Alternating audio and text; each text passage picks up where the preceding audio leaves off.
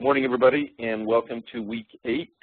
Today is August 7th, and we are talking about the Troublesome trio, iron, manganese, and sulfur. Fun things to treat. So let's get started on it. First and foremost, I always like to say thank you. I like to start every presentation off with a thank you. I very much appreciate the opportunity to serve you. It is always my goal every time I present to make sure that the information that I give to you is at least as valuable as the time that you're giving to me, and I do very much appreciate it. What we're going to talk about today, iron, manganese, and sulfur. That's pretty much it, the Troublesome trio. We're going to talk about how to treat them and what to do, and it's going to be fun, you know, how to treat them. So they call these the Bermuda Triangle, and it's a lot of times because they're found together. They're very commonly found in the same water or in the same areas. Really commonly found along the eastern seaboard, the Great Lakes areas. That's me, Michigan and Ohio, and also out in the plains area, you find a lot of that.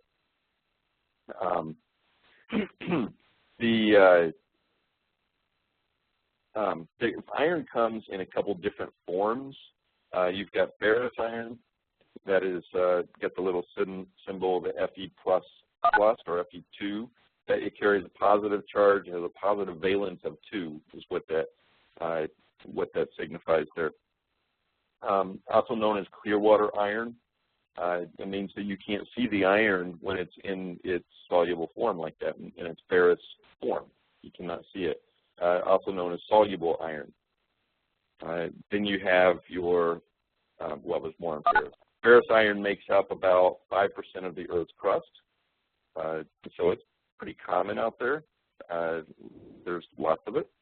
It's in almost every natural water supply at some level. There's a little bit of it in some level on almost all of it, and it's colorless in solution. You can't see it when it's in its ferrous form.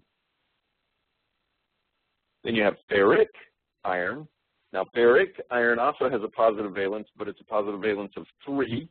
It's also known as oxidized iron, or precipitated iron, or insoluble iron, or red water iron, or simply rust.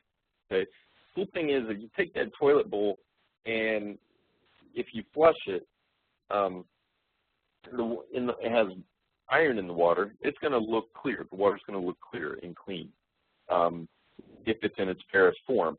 But as the oxygen touches that water, as the oxygen kind of converts that iron, the ferrous iron, into ferric iron or into rust, that's when you're able to see it. Now, usually that's going to happen already in the back of the toilet, in the water closet. Okay, it's going to happen already back there.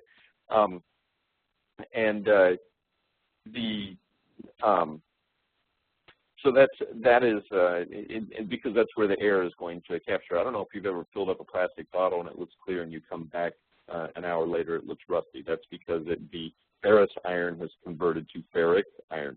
Now the way I always remember the difference between these two is ferric ends in a C, ferric ends in a C, and that was me doing my little Sesame Street thing. Everybody say it with me. It's a C sound.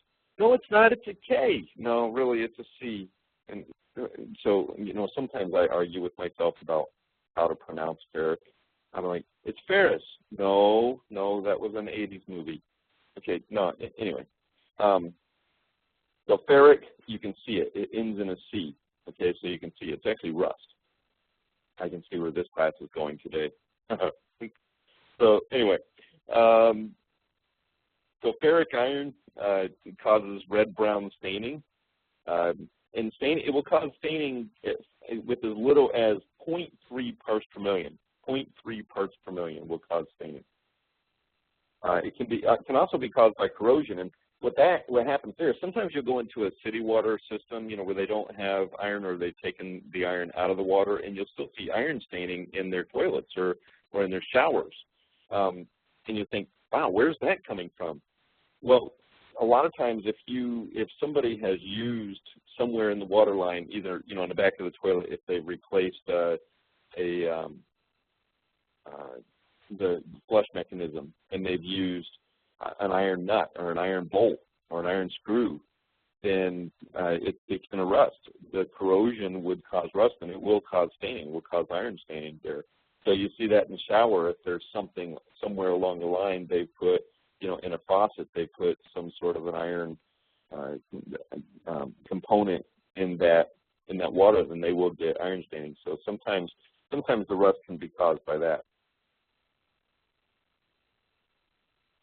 We also have organic iron. Now, bacterial iron is one of the most misdiagnosed problems that I've seen out there. There are companies that kind of go on a bacterial iron kick. I mean, they see a little bit of orange sludge in the back of a toilet, and they're automatically just all over that as bacterial iron. Bacterial iron is different than an iron sludge. And you'll see, if you have regular iron, just ferrous iron that converts to ferric iron in the back of the toilet, then you will get this muddy orange sludge built up along the back side of the toilet. Just because it's wet and you can run your finger on it and pull out a big blob and gunk of iron sludge doesn't mean they have bacterial iron. You'll know bacterial iron because you'll have these mushroom-like globules. It'll be like gelatinous, and you'll have this oil slick sheen over the top of it. I have some pictures of some actual bacteria iron that I took. There's more of them on the website too that you can look at. But just because you see a lot of iron buildup doesn't mean that it's bacterial iron. There's also chelated iron, which is another name for bacterial iron, and heme iron. Heme iron is a prosthetic group that consists of an iron atom contained in the center of large heterocyclic organic ring called porphyrin, in case you were curious about that at all. Chelated iron, by the way, is like suspended iron. Okay, so it's going to have basically the same density as water, and so it's just going to float around, okay, in the water. Okay, getting a question, are any of these the same as colloidal iron? Now, colloidal iron is like colloids. Colloidal iron is going to be like that suspended iron. Okay, so it's going to be ferric iron. You sometimes see that with the chelated iron, the chelated iron or chelated iron, but colloidal iron is iron that is just sort of suspended. Usually you can filter out colloidal iron. So, and yes, they are the same because colloidal iron would be ferric iron typically. So yes, Aaron, it is the same because you can see it. If you can see it, then it's probably ferric iron.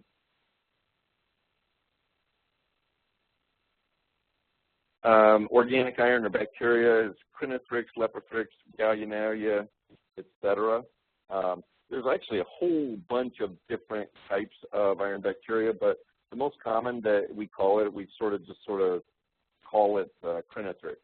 But it causes a jelly-like mass, the pipe incrustation. You can't really use, first off, if you can't really oxidize if you have bacterial iron in the water. You can't really throw a lot of oxygen into it, a lot of air, because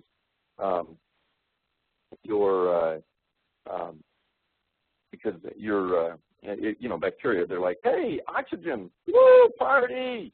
So if you're using an oxidizing filter or that pumps air into it, bacteria need oxygen to breathe. So you're pumping that in there, and they're like, woo, these guys loves us, and they're all partying and they're hanging out and they're reproducing, and it's like this big bacteria, reproduction thing, like an eyes wide shut bacterial party, right? And because they're just like going crazy. And so you can't really do that, and it will cause pipe incrustation. You can't use UV either for it because it coats the UV and prevents the ultraviolet lights from producing. So you really have to use some sort of a chemical, something chemical usually to clean the pipes and get that stuff out of there.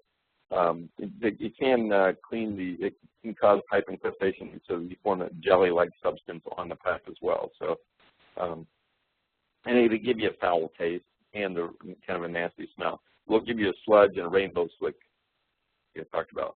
Iron bacteria, organic bacteria is the most difficult to treat. Okay, that is the most difficult to treat.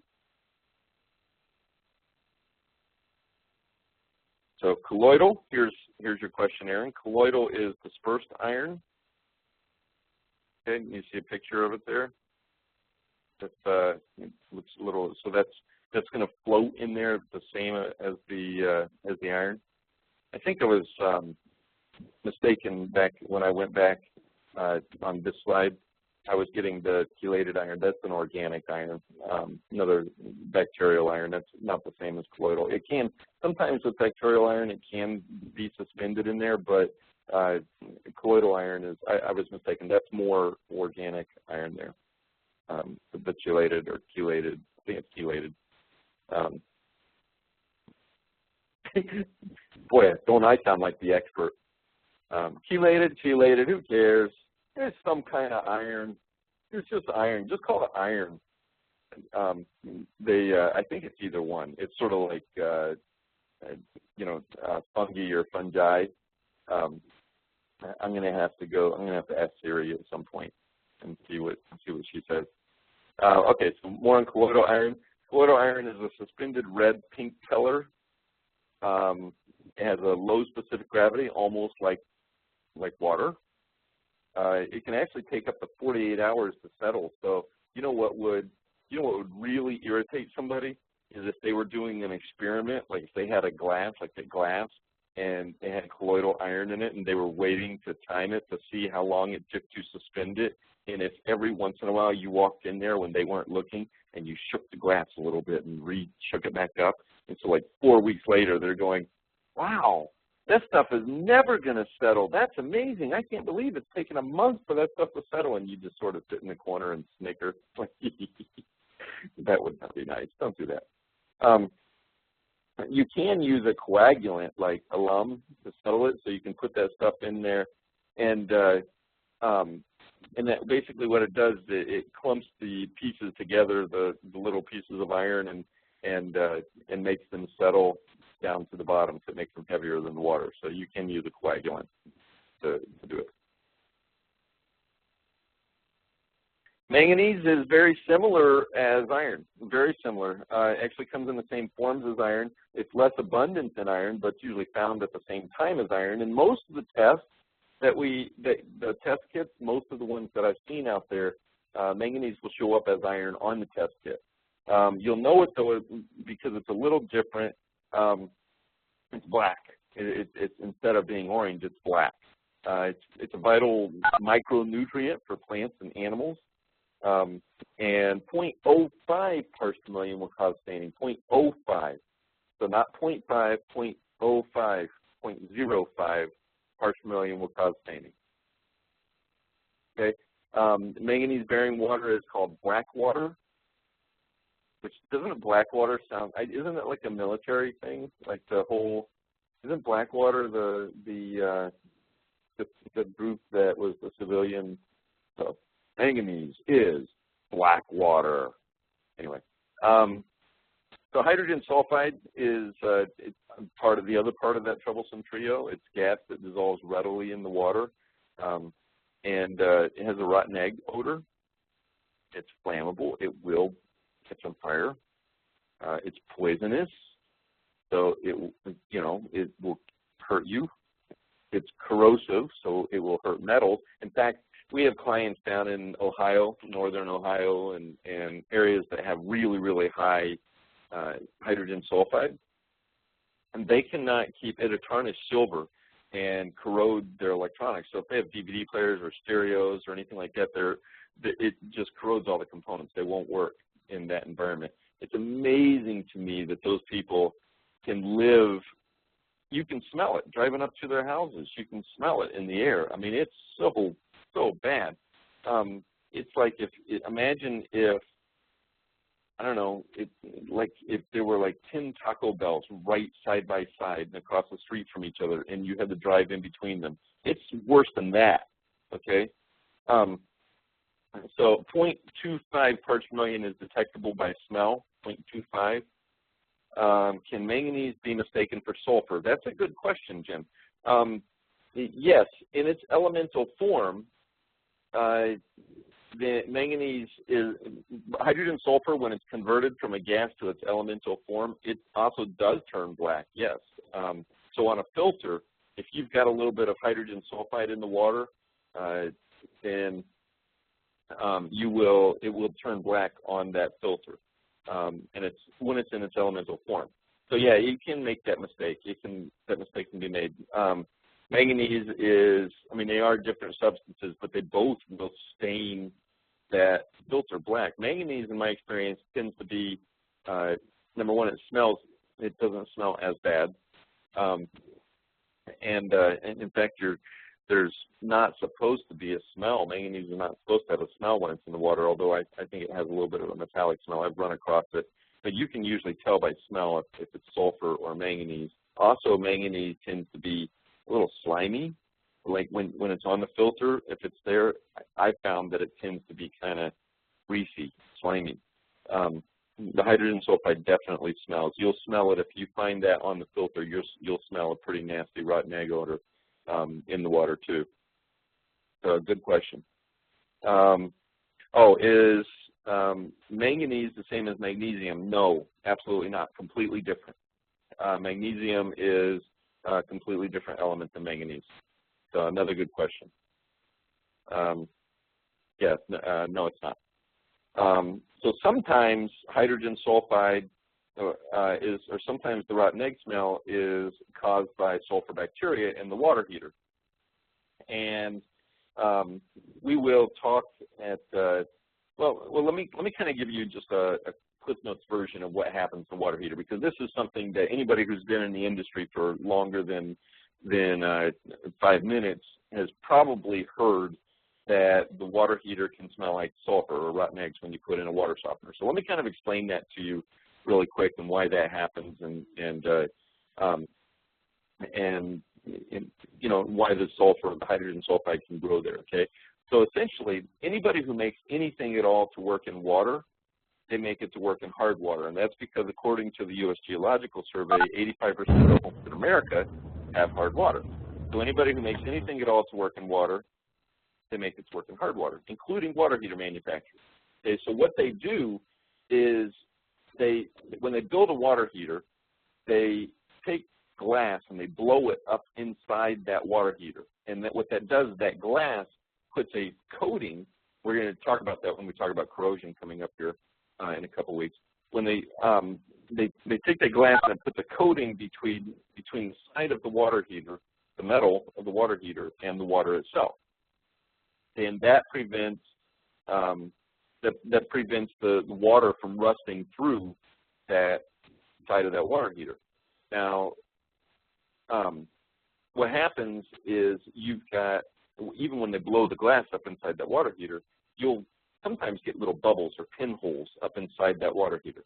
So little bubbles or pinholes up there. And so what they do is they put an anode rod or a magnesium rod in the, I call it the mag rod or an anode rod. They put that down inside the water heater. Okay, and what that does, that rod is designed to slowly dissolve, and it kind of fills in those little weak pinhole spots in the glass. So it kind of fills them up, puts like a little slime, almost like that, you know, Fix-A-Flat, or you know how it finds a hole. That's kind of what the mag rod does, or the anode rod. Okay, because most people have hard water, the hardness in that rod, the hardness actually sticks to that rod. A lot of it sticks to that rod as well, and it kind of coats that rod a little bit, and it prevents the rod from dissolving really super fast because you've got this coating of calcium or magnesium on that rod. Okay. When you have a water softener, you're taking out the hardness of the water, you're taking out the calcium, and so what happens is that rod dissolves a lot faster. Not because the water is corrosive or lower pH or anything like that. It's because you don't have the calcium or the hardness in that water to kind of coat that rod. Okay? So the rod dissolves a lot faster. There's natural bacteria in the water. They're harmless, non-pathogenic. They're not going to hurt you and kill you.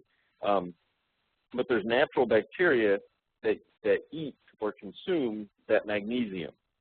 And so when you have soft water, the magnesium, that rod dissolves a lot faster, and the bacteria are like, woo, yay, food. Okay, and they're eating like crazy. They're eating that magnesium, they're eating that stuff up, and they're starting to flourish. And what causes that rotten egg or sulfur smell basically is the bacterial waste. Okay, so that's what's causing, so you have a flourishing of sulfur-eating bacteria or sulfur-producing bacteria in the water, kind of having a heyday eating that magnesium rod. The solution to that, by the way, is if you want to avoid the warranty in your water heater, pull that thing out of there and cut it off with a hacksaw or something, just replace the plug, or just get a plug. Or if you want to keep the water heater, then the solution, if you want to keep the warranty on it, because it does serve a purpose. It is a good thing. You can replace it with an aluminum zinc rod, which dissolves a lot slower. And again, when we talk about corrosion in a couple of weeks, you'll see that there's something called a nobility scale, so we'll refer back to this then. And aluminum zinc actually dissolves slower than, or corrodes slower than magnesium. So that's what causes all of that. There is a great website that you can go to. There's a link on Moti-Vitality.com that you can look at it. There's a website that I always refer people to that gives a lot more detail. You can actually buy pretty inexpensively replacement anode rods on it too. I don't have any affiliation to it. I just think it's a good resource. It's called smellywater.com. And I've directed a lot of customers there. Smellywater.com. So anyway, that was my water heater story. Wasn't it fun? Okay. Hydrogen sulfide is very sensitive to temperature and pH. So how do we treat it all? Well, you can treat it through ion exchange, aeration plus filtration. We talked about aeration last week. Chemical oxidation plus filtration, and catalytic oxidation and filtration. And then sequestration. We're going to talk about each one of those here in a second. Okay, so ion exchange first. Iron and manganese removal by ion. I can't talk now. So wow, say it with me, boys and girls. Iron and manganese removal by cation exchange. Hemoglobinemia. Okay, it still works. All right, good. Okay, so iron stains at 0.3 parts per million. Manganese stains at 0.05 parts per million. You can only remove, I don't care what kind of water softener you have or who the manufacturer is or how fancy smanchy it is, if it's only ion exchange in there, you can't remove oxidized iron or manganese with it. Okay, it won't do it. Chemically, it just doesn't happen. Okay, you can only take out the iron and manganese in its ferrous form. It's ferrous form, it's clear water form. There are some rules involved with it. Eliminate any contact with air or oxidants, because air or oxidants are going to convert iron or manganese from its ferrous or clear water form to its ferric or oxidized form, and then you can't take it out. So sometimes you'll have a little filter built into it, or you have a kind of a stacked unit or something like that. So that would work, but not, you can't oxidize it. Then you're taking it out through filtration, not ion exchange. Okay? You got to regenerate the softener vigorously and often before actual softening capacity exhaustion. Stay under 5 parts per million. Some manufacturers say 15. And you know, I've seen water softeners out there. I mean, they tell you you're not supposed to use fine mesh resin with iron, but I've seen them take out, you know, really high amounts of iron. And so I think it really depends on what the manufacturer specifications are, what the rest of the water chemistry are. But in general, through the industry, what I have seen is 5 parts per million is a max on ion exchange. More than that, you want to look at filtration. A lot of times when you get up higher than that, you know, that 5 parts per million, you're increasing the potential of having oxidized, a part of that being oxidized iron, ferric iron. And a water softener will reduce the ferrous part of that, but not the ferric part of it. So you're still going to get stained. So it's a good idea to look at putting an iron filter of some type in there at that point. Best if the pH is slightly acidic, and you should have 2 grains of hardness for every 1 part per million of iron to help prevent resin fouling. And that becomes significant when you're looking over in the East Coast and you've got naturally soft water. but high levels of iron in the water. That's where putting in a neutralizer kind of helps. A neutralizer, first off, will filter out a little bit of that. This is a calcite filter. It will filter out a little bit of that iron, but it's also going to add hardness to the water as it brings the pH closer to neutral. It's going to add hardness to the water, which then allows the water softener that you're putting in after the neutralizer to take the hardness back out. It's going to allow it to take out the iron as well. So when you have a low pH situation with a lot of iron, you really need both components. You need both the water softener, or both the neutralizer and the water softener. It's really what the system is. I know that there are a lot of companies out there who just sell the neutralizer. That's kind of only half the system. And I think a lot of salespeople do it because they're afraid of price. But if we're out there to serve our customers, they really do need both components. Okay, so use downflow softening, upflow brining, or countercurrent regeneration. We talked about that when we did the ion exchange class. Use high backwashing rates with 100% bed expansion and turbulent agitation, which is just a fun sentence to say if you can get through it. It's got all kinds of, it just sounds fancy. Turbulent agitation. Kind of what my teenager does sometimes, I think. My teenagers, turbulent agitation. They probably come by it, honestly, though I probably do the same thing. But anyway, it's best if there's at least 7 gallons a minute to backwash. So warmer water is better, at least 50 degrees Fahrenheit when you're backwashing, when you're trying to remove iron. And use it, which is kind of, that's kind of, I don't know if you have a deep well, especially up north where the water temperatures can be lower, that can be a factor. Use at least 10 pounds of salt per cubic foot. At least 10 pounds of salt per cubic foot. Use complete soft water regeneration, so that's going to be either in parallel or in a twin tank system is recommended for that. And use resin cleaner periodically. Resin cleaner is going to go in and keep the, inside the resin, you've got these, oh, look, it's art time with Kelly again. Here we go. Okay. Oh, you guys look forward to this every week. What's Kelly going to draw this week? Okay, so if you have this resin right here, okay, the resin has these little holes in it, like Swiss cheese, all the way through it, okay? And, I mean, they're perfectly round, but they've got little holes all the way through them, in and out, okay? So if you've got a lot of iron in the water, and the iron gets inside these holes, it's no problem. It's small enough to go in and out, to zip in and out of those little teeny tiny holes when it's in its clear water form, when it's in its ferrous form. But if any of it oxidizes and turns to rust or starts to get bigger, it's going to clog these holes up, which blocks it basically eliminates a lot of the surface area of that resin, okay? So that's what a resin cleaner does. A resin cleaner goes in and it redissolves that iron and helps it wash or backwash all that iron out of those little holes and keeps the surface area on that resin bed.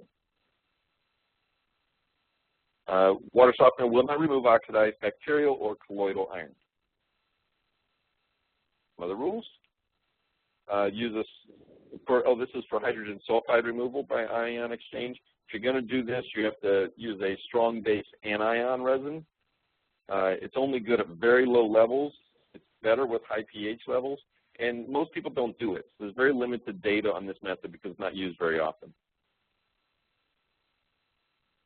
So remember this guy? We talked about this last week when we talked about the open gravity aeration system.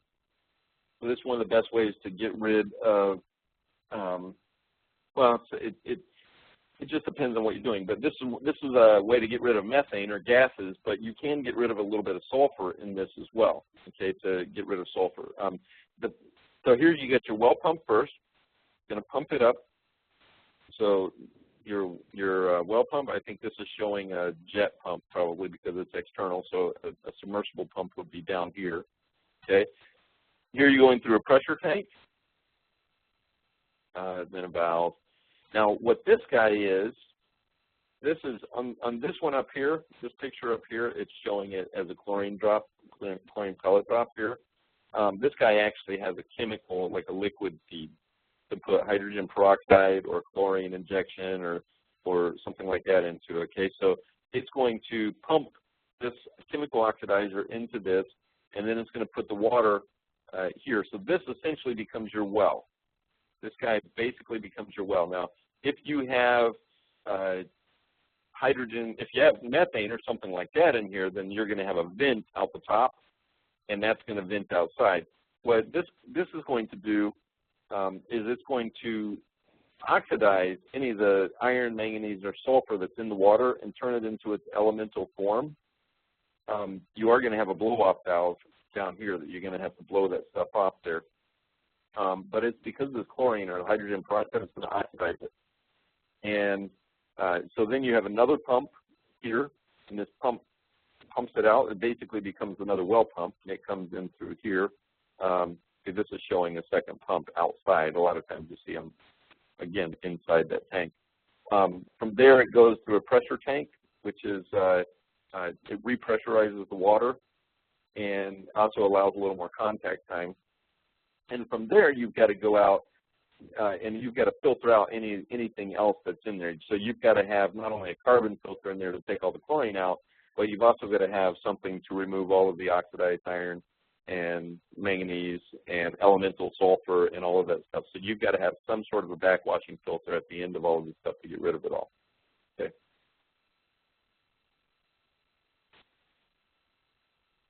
So that's the open gravity aeration. It lets the gas escape. The chlorine oxidizes the iron and manganese, but this is not usually the suggested method of treating iron and manganese because it's going to build up down on the bottom of that tank. You're going to get the sludge build up down there. It's not going to be the best way to get rid of iron and manganese. It does work better with warmer water, better with low pH. Okay, and then closed pressure aeration, I think this is what I most commonly see when it comes to treating all of these, actually, iron, manganese, and sulfur. I think this is what most people use when they're treating this stuff. It's best for manganese and iron, better with a higher pH. Manganese takes more oxygen and contact time than iron. It doesn't like to oxidize quite as easily. And you can't use this with organics. So if you have tannins in the water or bacterial iron, then, like I said, you cannot use this. You can't pump oxygen into it. Okay, now sometimes these actually use just a media that they'll bring the oxygen in with an inductor, or sometimes they'll have an air compressor on them. Sometimes they'll put a media in it that actually captures oxygen on the media and then releases it, so it converts and filters at the same time. That's what berm does. The closed pressure aeration units are nice because they don't use any chemicals. There's no chemical additive to it. It's just a backwashing filter. They do require higher flow rates, though. And so remember, the number one cause of filter failure is going to be because of insufficient flow rates, so they do require higher flow rates. This shows a chemical oxidation iron and manganese removal. This is actually a potassium permanganate filter where they do use a chemical called potassium permanganate, everybody's favorite chemical oxidant. It's a purple stuff, so basically you've got in this tank green sand, and if you've ever had the pleasure of working with a potassium permanganate green sand filter, then you know that at some point, I don't care who they are, who the manufacturer is, at some point you are going to have purple water, number one, and usually this guy down here is going to fail at some level at some point, and you're going to get purple staining wherever you put it. It's going to overflow, and it goes into concrete, and customers don't like it, and when it gets all in their concrete and everything. But you think good work. Potassium permanganate is a phenomenal chemical oxidant, phenomenal. I mean, immediately it will convert stuff. So if you had organics in the water, like tannins or something, this is a good, viable option. Uses a chemical to oxidize. So sometimes you'll see this same kind of setup, basically, where you'll have a chlorine injection here or something too, or hydrogen peroxide that helps oxidize the iron and manganese. But green sand or potassium permanganate is one of the most common out there. So it converts it from its clear water form to its oxidized form, then it can be filtered out. So potassium permanganate, hydrogen peroxide, chlorine bleach can be used as oxidizers. The cool thing about these is it acts as a disinfectant too, potassium permanganate does. So if you do have a little bit of bacteria in there, then this is a good treatment method because it does act as a disinfectant. Hydrogen sulfide reduction by chemical feed. 0.1 parts per million in cold water will stink. Oh, I'm getting a question again. Which do you prefer for iron removal, berm, green sand, or air injection? Ooh, this is a personal question. So my answer, of course, is not a WQA sanctioned answer, and you'll probably find manufacturers or dealers all over the country. But actually, my answer is going to be kind of a generic one. It really depends on what you're treating. If you've got it depends on how much is there. First off, let me tell you, I hate green sand. Okay, green sand is, it requires a lot, really heavy backwashing. So usually you're on a well somewhere where water pressure can be an issue. And potassium permanganate and green sand filters, while I have used them and put them in, and they've been the best choice on occasion, for the water situation, I don't like them. I hate having to sell them or recommend them because of the purple water issues. They're at some point going to fail. And as long as you explain that to the customer and the customer understands that, then that's good. They have, what I've seen the last couple of years, last 5, 6, 7, 8 years, I know that the Iron Curtain was pretty big, or similar companies like the Iron Curtain for a long time. Okay, where you have the air compressors on top and it pumps air into them and pressurize them. They work pretty good, but then even those, there's maintenance because you got to clean out the injectors and then the little the pipes that go from one tank to the other. There's maintenance on them. You know, anytime you're converting that stuff, then it clogs up and you got to clean those things out. I've seen there's a bunch of manufacturers, a bunch of companies out there now that have just a tank that has berm, but that has a mixture of media in it that doesn't require any air compressor or any chemicals and they're doing a phenomenal job of treating them. So I like it if you can do it without chemicals. I guess that's my answer there. And if you can do it without chemicals or without as much maintenance, and with media that can be backwashed on with most well water pressure, then I would say that's the way to go. Especially if you don't have organics or you don't have bacterial iron in them. So I don't know if that answered the question or not, but I think that my favorite type of system is the kind that does not use extra maintenance. But that's mostly because I'm not a maintenance guy. I like putting my software downstairs and just never having to do anything with it. I literally put salt in mine twice a year, if that. Okay. I mean, it works. I just don't use. I have pretty efficient software, and I'm hardly ever home. So, so that's why. Okay. So 0.1 parts per million in cold water stinks, but if the pH is over 8, it doesn't stink as bad. Minimal detectable taste. 0.05 parts per million, you can taste it a little bit. It can come and go seasonally. So if you do a hydrogen sulfide test, you really need to test 2 or 3 times, like after rain, when the water table's there, temperatures can affect it. It can come and go seasonally, so it's going to go up and down. So if you are installing a system that's capable of removing 10 parts and the customer has 8 parts of hydrogen sulfide, they may peak. That thing may fail. Okay, because that after the rain or after when you get seasonal changes, that may shoot up to twice as high on their sulfur. It's going to come and go and change and alter. So, do I know of a good sulfide test kit?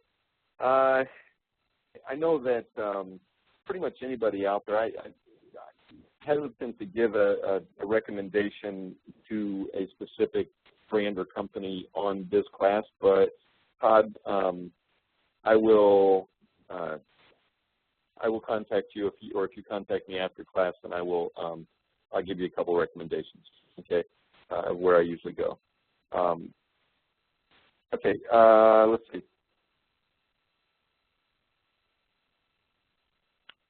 Sulfur water often has a lot of iron in it as well, so they are often found together, right? The Bermuda Triangle. So it's best if you can treat the hydrogen sulfides best if when the pH is over 8. That's when it gets treated best. Hydrogen sulfides smell in treated water. When sulfur odor occurs in treated water, but not before the treatment system, it's a good indicator of some form of sulfate-reducing bacteria, right? So, so that's, we were talking about the water heater. We usually be mostly on the hot side, and then is often enhanced by the sacrificial anode rod in the water heater. We already went through that whole spiel. Did talk about that.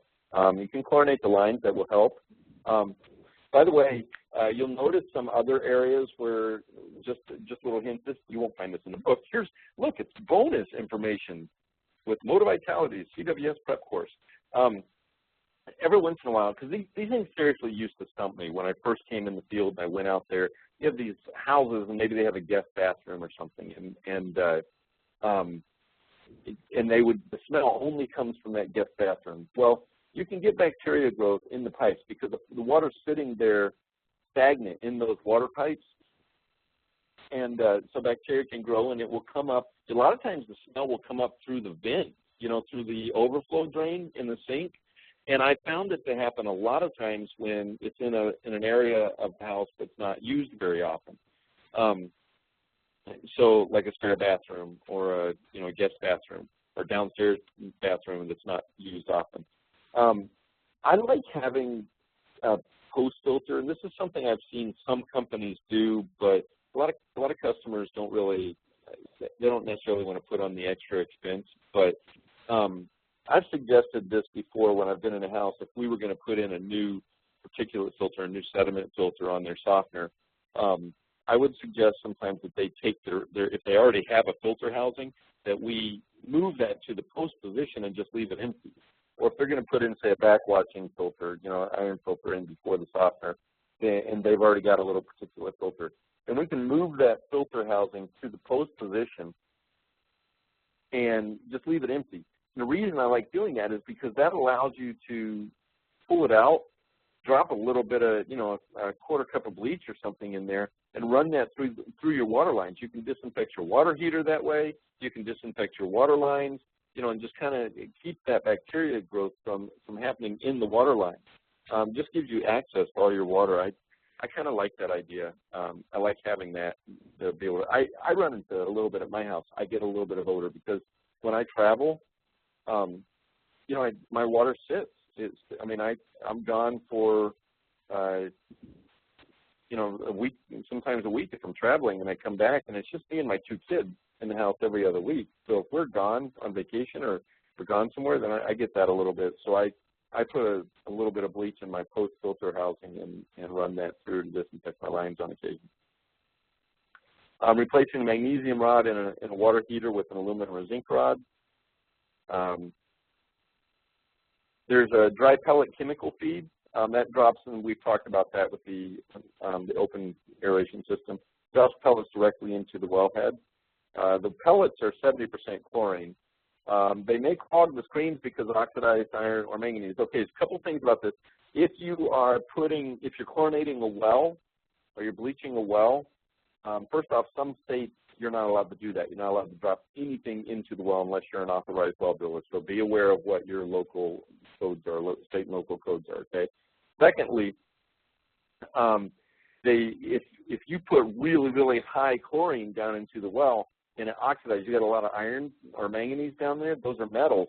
If it oxidizes really fast and that pump kicks on, then it can clog that screen. Okay, I've seen that. And if that iron builds up or the metals build up on your well screen and the pump's trying to suck the water through there, but now it can't get through because the holes in the screen are clogged, you're going to burn out your pump. So be careful about that. Just be aware that that kind of thing can happen. It is best to have a well driller do it. Ozone is a pretty good oxidizer. Actually, it's an excellent oxidizer. It puts O3 in the water. It's a very powerful disinfectant as well. There's no residual there's no residual taste or odor like there is with chlorine, but there's also no residual disinfection. By the way, there is one of the CWS advanced courses is on ozone. Okay, so that's to get your level 6 certification, you'll have to go through your ozone certification as well. You have to produce the ozone on site. A lot of municipalities use this in addition to other treatment. They'll use it to oxidize and treat it. They'll have to usually put some kind of residual disinfectant in, like chlorine or something like that, that keeps a residual there as you're piping it. But ozone's a great way to start with killing all the bad stuff and oxidizing all the metals. You got to have the right dosage and contact time, and like I said, it doesn't have residual disinfection. Oxidizing catalytic media, you've got manganite medium, manganese zeolite, manganese dioxide media, that's berm, that's what we've been talking about. Regenerable manganese cation exchangers, calcite medium, that's a catalyst media. That means that it actually changes the chemical makeup of the water, and so it speeds up the chemical reactions. Manganite media, it was one of the earliest used. It works because there's a high oxygen content in the ore. So as the water flows through it, then it releases the oxygen and oxidizes the metals. It backwashes with water with heavy oxygen content, or you can use bleach or hydrogen peroxide. So it's very dense and it releases particles during backwashing, and it releases hydrogen sulfide gas too. They did start making it artificially, but pyrolusite is a manganese dioxide coated hematite. You're not going to, on the test, not going to need to know all of these. This is just information purposes. Okay, you're not going to really need to know or memorize manganite, zeolite, or what they do, or the purposes, or how they're made, or anything like that. So, green sand zeolite, silica gel zeolite, and polystyrene resin can be coated with manganese sulfate and potassium permanganate. That makes the bead or particle black. They're also an oxidizing catalyst filter. So the surface creates a catalytic absorptive surface which both oxidizes and captures. And that's what the green sand does. The green sand, you know, when you look at the manganese green sand, that's what it does. It oxidizes at the same time and it captures, and you regenerate basically the green sand. You replenish the oxygen on it by running the potassium permanganate through it. This is the berm that we've been talking about, manganese dioxide media. It holds on to the dissolved oxygen in the water, and it uses it to oxidize the iron and manganese. So that's what makes berm pretty good for iron and manganese, is that actually you don't need the chemical there, so it works pretty well. Iron and manganese are removed during backwashing, and it doesn't require regeneration, so you don't need an extra chemical.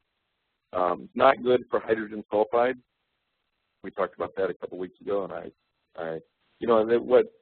what you'll find a lot of times is because you'll find these together, you'll add a little bit of berm in a hydrogen sulfide filter just to take out any oxygen or iron that might be in there.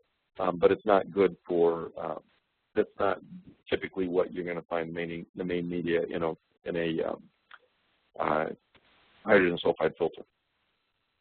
Regenerable manganese cation exchanger. So synthetic manganese gel zeolite has a, whoa, put Kathy there. There we go. Synthetic manganese gel zeolite has the same capacity as regular berm, but it takes less backwash time and can do some softening as well. It needs to have at least 6 parts per million of silica in the water or the media will break down, and it uses potassium permanganate and salt in 2 separate tanks to regenerate. It should have a pH higher than 7, 8.5 is recommended. Calcite, we've talked about that, and we will talk about that more when we go into low pH water corrosion. But this is a sacrificial iron removal medium. As it's increasing the pH of the water, it will remove about 1/3 of ferric or ferrous iron. You have to have 10 to 12 gallons per minute to backwash it properly, and replacement calcite should be added as soon as there's a 10% decrease in bed depth. Remember, with calcite, because it's sacrificial, as it dissolves, it puts calcium back into the water, which means that you're taking it out of the tank. The little calcite fines will get smaller and smaller and smaller. Okay, so you got to keep replenishing it. It's a great service contract for your company. Sequestration and polyphosphates for iron and manganese. This is where the forming of a complex molecule with an ion to prevent its normal chemical reaction. They don't remove iron or manganese. What they do is they tie it up. Okay, so they put like a coating around it. So they tie up the ferrous iron and then they inhibit or hamper normal oxidation. So, you know, where you'll see this is sometimes at a little community, if you have a community well, but sometimes polyphosphate or sequester the iron in the water. I've seen it a lot at mobile home parks, little small community wells at mobile home parks, and they'll do it sometimes for landscaping, you know, when they're sprinkling out to keep everything nice and pretty. Now, the problem with that is where, let's say somebody has they're putting the sequestering agent in, the polyphosphates, they're putting it in, and let's say that they're dumping the polyphosphates in at the beginning of the month. Okay, so, and the people, the customer, they have a water softener. So at the beginning of the month, all the iron is sequestered, okay, because they've got polyphosphates in the water, and so the water is running through their water softener, but the polyphosphate coating keeps it from ion exchanging out of the water. Okay, so at the beginning of the month, the water softener is not working very good. They're still getting staining, and the reason they're getting staining is because polyphosphates will break down with heat and with time.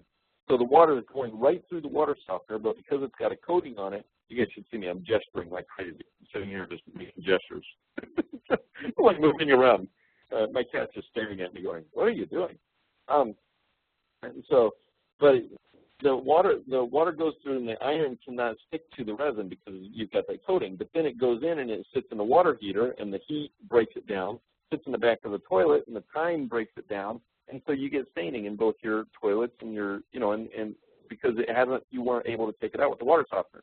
Now, as the month goes on and the polyphosphates reduce and you don't have as much in there, suddenly your softener starts working a lot better because the softener is able to ion exchange out the stuff.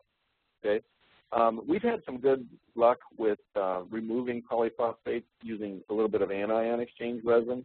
So that is one way to treat that if you run into it. Another place you'll see, and maybe even more commonly, where you'll see the polyphosphate used or sequestering agents used for iron and manganese treatment is for landscaping. So they'll put a chemical injection feed pump on the sprinkling system, and that keeps it from staining up, because basically you still got the iron in the water, but it keeps it from staining or oxidizing. So it basically rolls down. It hits the side of the house or the rocks, the landscaping, and it rolls down without staining up. It doesn't stick to the side of the house. Where you will see that, you got to be careful where you zone stuff out, because, like I said, the polyphosphates will break down with heat and time. So you'll see little splotching sometimes on the sidewalks or on a driveway, because if there's puddles, let's say you're sprinkling in the middle of August, you know, and it's 90 degrees by 8 o'clock in the morning, you could get a little bit of staining as those polyphosphates break down. If the water, as the water evaporates, it leaves the iron behind. So they break down with heat and time. So here's a couple of different ways of introducing polyphosphates. You can put it on basically as a post filter. So the water comes up here, and it's like, hey, where are you guys going? I don't know. What's over there? I don't know, but we'll go check it out. I'll meet you back in the middle. And so the water goes over here, and they're like, ooh, check this out. It's polyphosphates. This is awesome.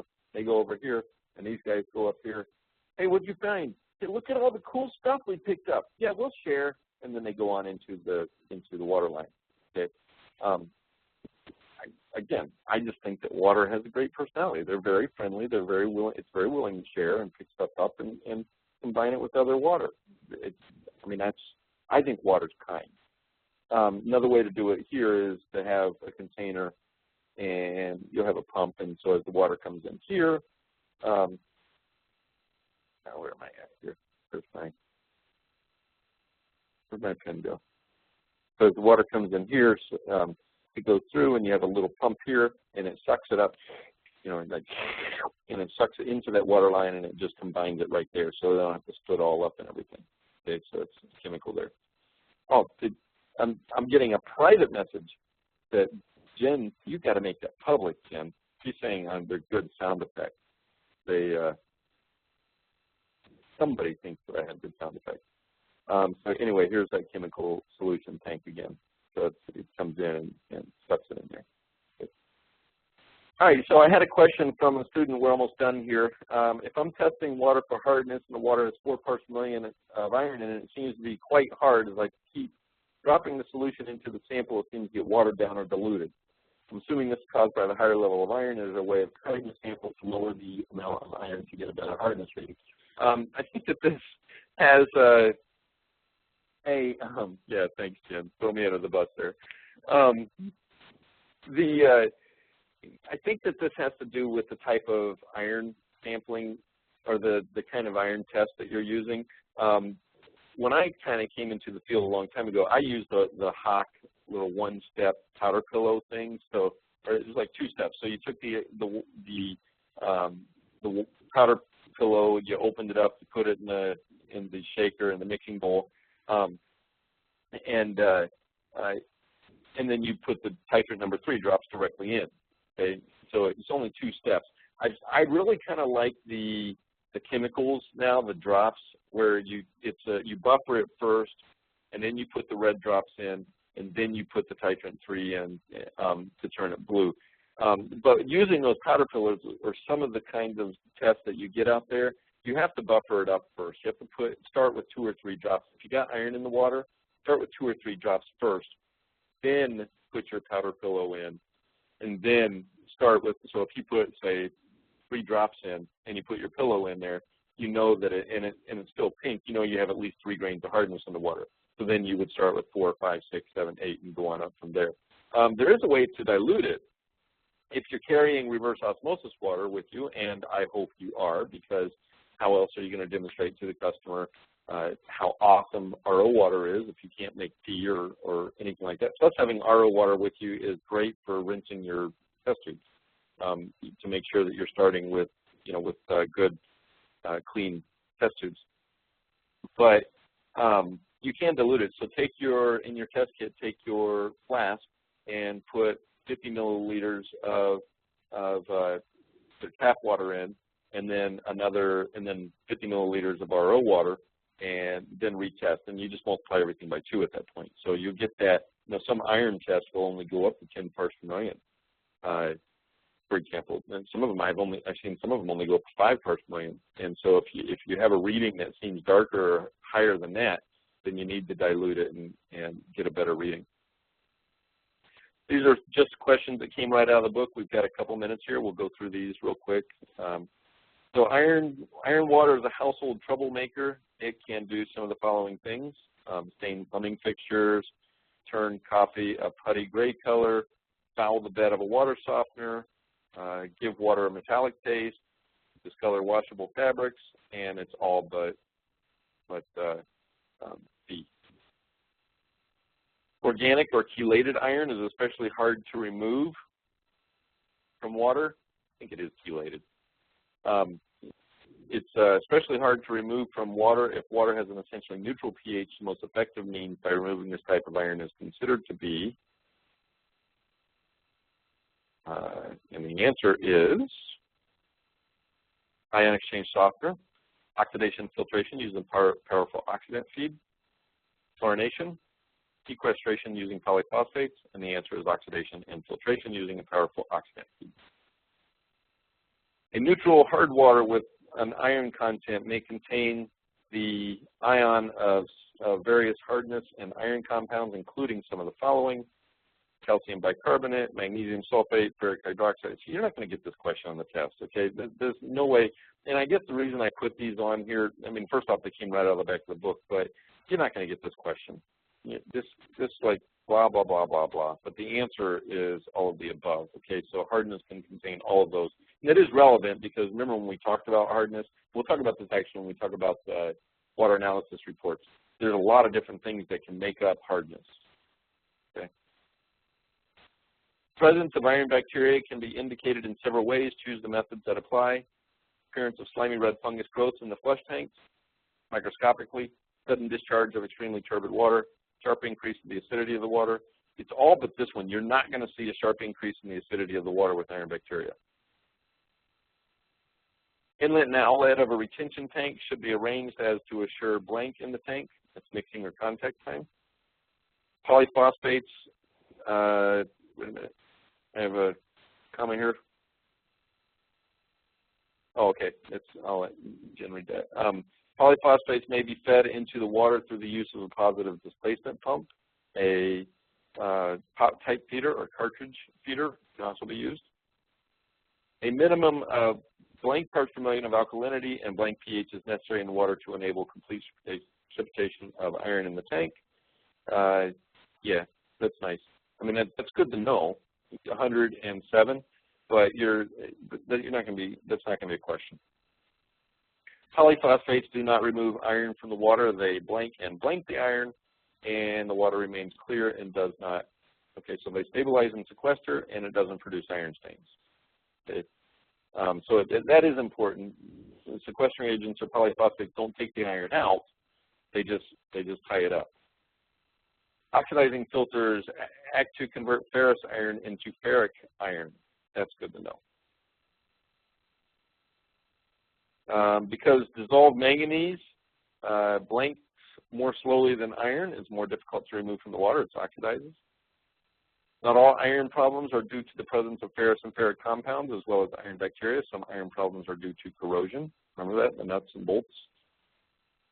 US EPA recommends a blank limit for iron and a blank limit for manganese in its drinking water regulations. It's secondary drinking water regulations, not maximum. These aren't health related. So it's 0.3 and 0.05. Iron in its ferrous state is blank and soluble. As ferric hydroxide, it's rust colored, and as ferric hydroxide, it's rust colored and colorless. Iron in its ferrous state is colorless and soluble. As ferric hydroxide, it's rust colored and insoluble. Could get confused. Okay, so that's it. That's it for iron and manganese and hydrogen sulfide. So, are there any other questions? Jen, you were chatting some stuff here that we're going to point out. For those who review the recordings, heard a couple people mention the chat box does not always show all the words. WebEx, Jen spoke to WebEx and they stated it may be the browser you're using and try a different browser. I actually tried that when we were working on that. I actually opened it up. I used Firefox on mine, and I was able to see all the chat boxes. If you're not able to, or if you're having a problem, give me a call. I can maybe help you troubleshoot it a little bit, but try it in a couple different browsers. And see if that works.